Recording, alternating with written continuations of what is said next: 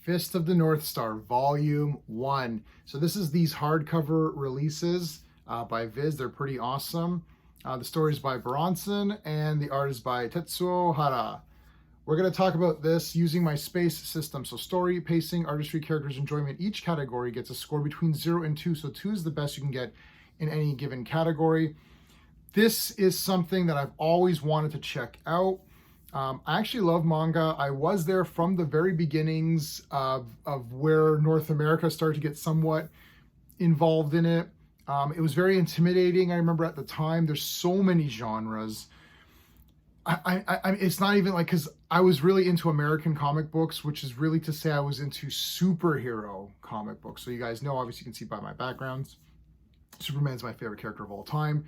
Still is. Spider-Man, Hulk, Batman, right? Wonder Woman, this kind of a thing.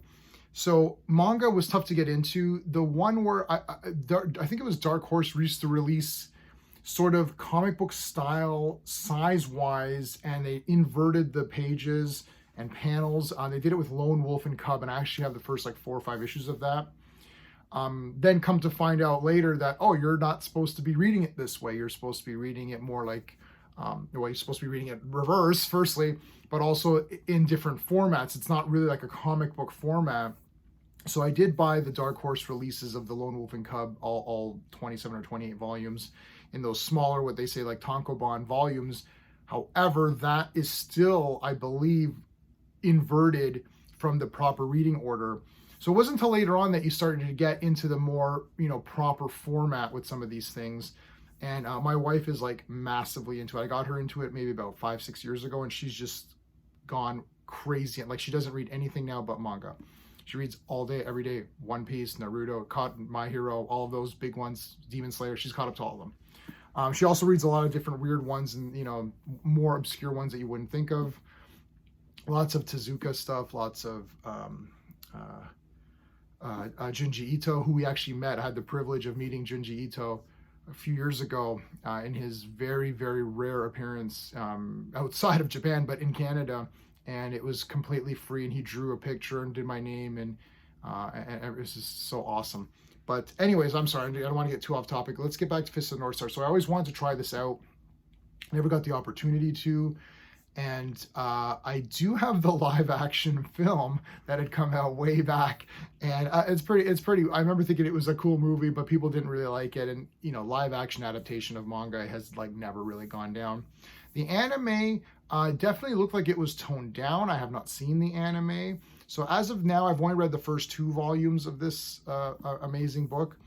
And really, I wanted to expand the channel and do a little bit more different things. So now I'm doing my Star Trek reviews. I'm also going to be trying to do some manga stuff. I thought, let's do Fist of the North Star because I'm reading it now. It's a perfect opportunity to share this with everybody. The storyline is a 2 out of 2. I mean, it's been amazing. It's basically taken the 2 greatest things that there ever were, which is Bruce Lee martial arts and Mad Max. So this is Kenshiro. So Ken, he wanders the post-apocalyptic world and destroys bad guys. And when I say destroys, I mean obliterates the crap out of them, literally blowing them up from within inside. And the bad guys, and when I say bad guys, I mean effing disgusting pieces of trash, garbage, bad guys that deserve everything they get. If you're looking for the man's man, baddest ass guy ever, destroying the biggest pieces of garbage villains of all time, and I'm not talking about oh, this guy's a purse snatcher or something. I'm talking about literally pieces of garbage of humanity. This is the comic for you. It's an absolutely genius idea of combining those 2 things together. It's bloody awesome, bloody, big time emphasis on bloody. And he's got a companion. His name is Bat, B-A-T, like Batman. There's different translations. I'm just going by this translation. And in this one, there's another companion named Rin, R-I-N. I know sometimes they call her Lin, L-I-N. It's the R-L thing. That appears a lot throughout manga, like Raito and Light, L-I-G-H-T, for Death Note. If you're a Death Note fan, I love Death Note. So this RL thing is a big thing. I'm going by Rin, R-I-N, because that is what this book has, and I believe that is what Bronson said it's supposed to be. So there you go. You do read this the reverse way. So this is your cover here, and it opens up this way. So I know that sometimes maybe turns people off on manga, but I really think you should just get over it and read some of this stuff, because American comic books, particularly American superhero comic books, are definitely on the decline. Manga is on the rise, bigger than it's ever been on the rise before, and it's on the rise for a reason. Books like this are definitely part of that reason. I know a lot of people like shonen stuff. I'm not sure if this is shonen or not, or would you count this? I'm not 100% sure. Maybe not. Maybe it's too gory. Berserk. So if you like, again, Berserk is another one if you're kind of into this a little bit more adult content wise. But so the story here basically is he goes from town to town. You do get to find out why he has these little punctures in his chest. There's 7 of them in kind of specific points. So his backstory is completely explained, and he fights the person who did this to him, and you get to learn why. That's basically the first volume. I'm not going to give everything away. I can't recommend this enough for the story. This is a must pick up. I know they're intimidating.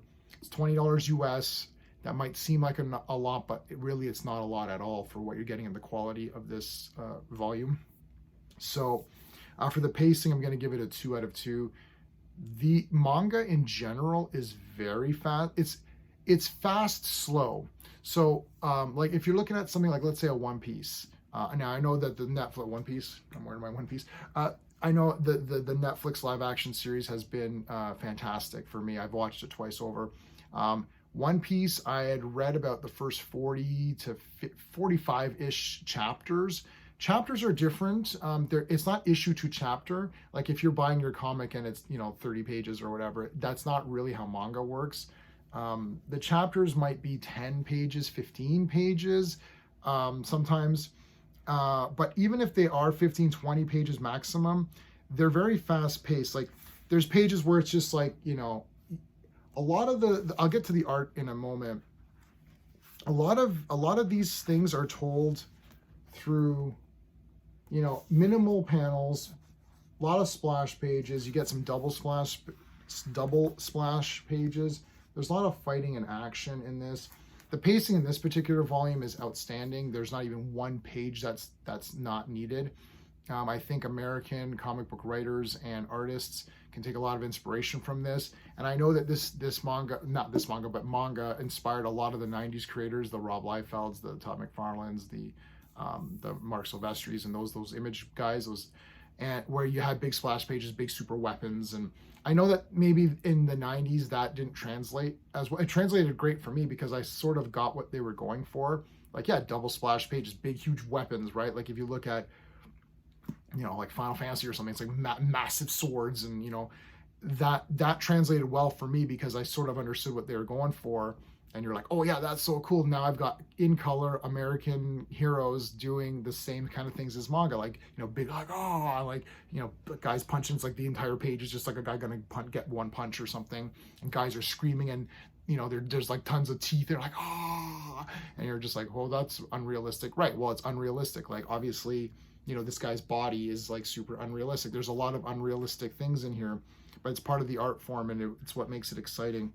So yeah, the pacing is 2 out of 2. The artistry, of course, is 2 out of 2. The art in this is bloody friggin' fantastic. And there's a lot. I just saw a great page. I just wanted to show you. Damn, I just lost the page. You could just basically flip to any random page and it's the damn best. But look at this guy. This guy gets like his head cut. One thing about manga, obviously, as you've seen, as I've been showing you pages, if you're new to it, it is black and white inside. Sometimes they'll do pages like this where there's a little bit of red. It is black and white. Now, I know that sometimes might be a detractor, and you're like, oh, like I don't want black and white. See, like, look, Mad Max influence. You can see that there's like tons of Mad Max kind of style, post-apocalyptic. There's a guy in here that even looks like Lord Humongous. He doesn't last very long, but he definitely looks like him. And you could see that Max, basically this is like Mad Max if Mad Max was like Bruce Lee and had, all these amazing martial arts skills. The art to me is amazing in these. It's black and white. My only response is you have to just get over it and just accept it. Black and white, just like films, it doesn't really matter because once you start getting into it, you get used to it in about 2 seconds. Even reading this the other way, it's going to take you like maybe 2-3 pages, and then your brain is going to immediately adjust to this. This is not anything that to be scared of. I know there's so many intimidating things about getting into manga, but there's a reason that it's so popular, and it's becoming more and more popular. I think a lot of younger readers are just, they don't care about a lot of these kind of tired concepts, and they want something. There's a book for everybody. This won't be for everybody if you don't care about Mad Max or whatever, but if you do, you're gonna get a bloody perfect story that you're gonna really enjoy. While I'm on the subject of art, I do want to mention my channel sponsor, which is beardedshirts.com. Check out Legion of Superheroes, baby. This is a print all over shirt, so the print continues on both sides. They've got tons of sales on all the time. Their shirts are amazing quality. I get stuff from them all the time. If you become a member of my channel, I do enter you into a draw every month to win something from beardedshirts.com. But they've got great sales on. If you live in Canada, they ship worldwide, but if you live in Canada, the shipping is always crazy, but they've made it a lot cheaper now. It's almost the same as the US shipping, which is great because we always get dinged living in Canada with shipping. It's always like ends up being like $30 or something stupid. So they've really been able to save on shipping. So definitely check out beardedshirts.com in the link of the description of this video. Okay. The characters, well, I'm going to give it a 2 out of 2 because Ken, firstly, is awesome. He's the man's man hero. That's it. I think people are getting tired of this, let's explore a weakened hero, or let's talk about our feelings. You do get an origin for him, and the origin is sad, and it shows why he's like this. Well, just like Mad Max. Mad Max is very get the job done. Now, he is more heroic. I would not say that Mad Max himself is actually a very heroic character. He's the protagonist, but he's usually sort of like, yeah, I'm not going to get involved unless I need to get involved. This guy gets involved immediately. Little kid comes up, oh, they're beating up my dad. Boom, goes right in. Like, no matter what you ask of him, he is there. He is a hero. He travels the post-apocalyptic world and rights the wrongs and kills the bad guys. And as I said earlier, the bad guys are not just bad guys, they're detestable pieces of human filth. And they deserve everything they get, and he gives it to them. And he somehow does it in sort of kind of a noble way, and there's a lot of great stuff where he does things where he'll do like, he can hit very quickly, and he'll like, acupuncture or like, different pressure points and things. So he'll be like, boom, boom, boom, boom, and the guy's like, what the heck was that? And he's like, oh, you're nothing, I'll destroy you. And then he just kind of looks over, he's like, you're already dead. And then the guy like explodes with him. He's like, oh, I hit your whatever points, and that triggered this, your heart to explode. You're like, what the heck? So there's great stuff too, like where he puts his thumbs here and he like hits the guy, and he'll be like, he's like, if I remove my thumbs, you'll die within 3 seconds. And you're like, oh, okay. So yeah, it's just awesome like that. Like Dragon Ball is very popular. Just think of Dragon Ball, how Goku the opponents keep getting better.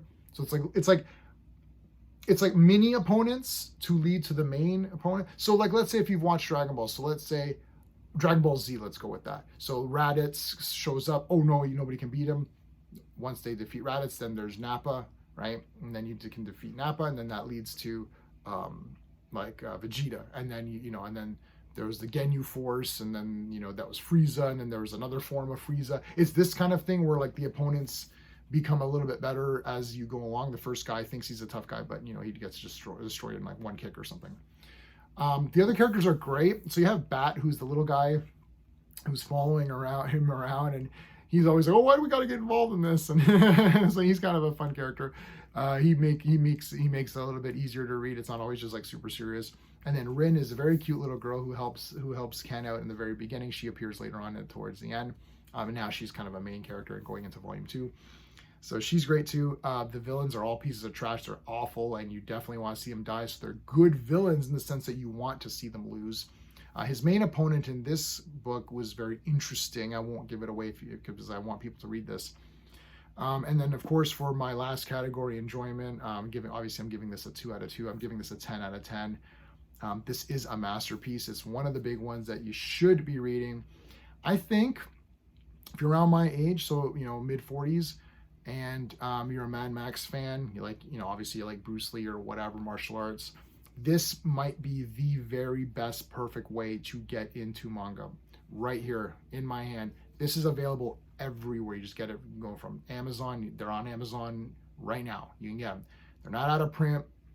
There's not 14 covers, right? Like there's not, oh, this is a 1 in 25 or whatever the garbage they do now. There's just this. Just buy this. That's it. It's done.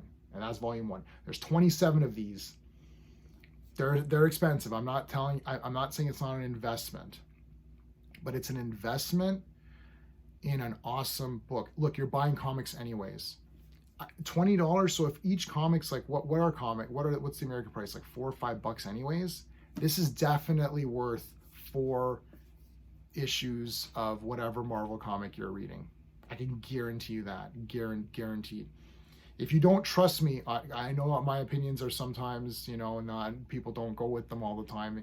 I thought that Dune 2 sucked, and then whatever. Listen, I'm telling you right now, this is for sure awesome. I'm going to give you the friggin' J-Man guarantee stamp. Fist of the North Star. Get it. If you have read it, let me know in the comments. Forget the anime and all that. Let's go to the source. Look, I love anime. I was there again from the beginning of that, Akira, right? I saw every Studio Ghibli movie in the theater when they were coming out. Like I saw Princess Mononoke in the theater. It was awesome. I love anime. Well, those aren't based on a manga or whatever, but except for Nausicaa, that was awesome. The Nausicaa is great, but no. Look, the anime is fine. They've removed a lot of the gore from what I've seen. Just start here. This one right here, volume 1, $20. Make the investment, read it. If you like it, get the other ones. So there you go. And I get no endorsement from Viz or anything. I'm just telling you my own personal opinion. If you have read this, let me know in the comments what you thought of it. Am I overhyping it, or is it the best ever? But if you enjoy my space rating system, I know I gave it a 10 and I'm not shilling. I'm giving it a 10 because it's a legit 10. If you like my system, please like the video and subscribe. Check out our live streams. We're starting Fantastic Four Fridays. So Fantastic Fridays, 4 issues of Fantastic Four from number 1. Check that out.